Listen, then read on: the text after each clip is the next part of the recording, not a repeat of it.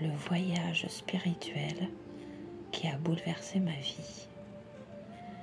Ils ont pris la route, parfois sans savoir pourquoi, et puis ils ont expérimenté quelque chose, une certitude, une émotion, un apaisement.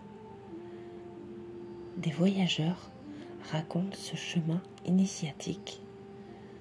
Ça a changé leur rapport au monde et à la vie. Partir se mettre en route pour prendre soin de son âme en espérant trouver quelque chose quelque part.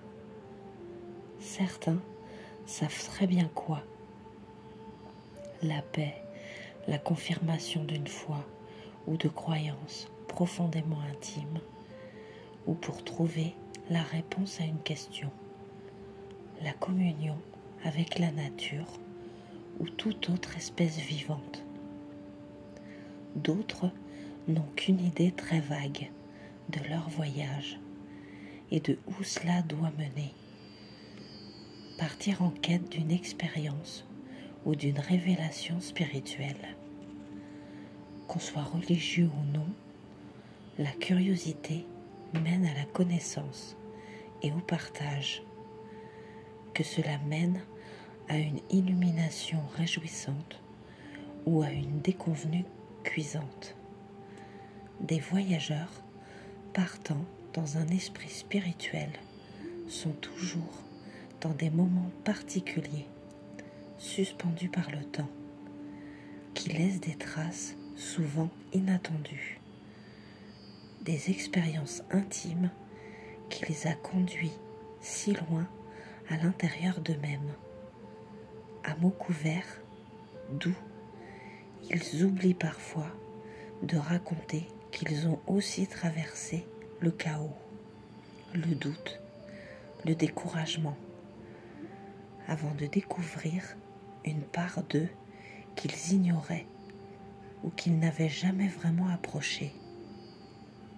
Une force et une part spirituelle amènent bien des émotions que l'on doit comprendre rien que par son cœur. Témoignage Marie, 48 ans, dans le désert d'Arizona. Pendant 3 jours et 3 nuits, je suis restée seule dans le canyon, à jeûner, méditer et remercier pour ma vie. C'était agréable, beau et serein, mais je n'ai rien senti de particulier, à part une sensation très puissante. Je suis rentrée très tranquille en me disant que j'y retournerai. J'ai retrouvé la sensation d'amour infini, débarrassée des futilités.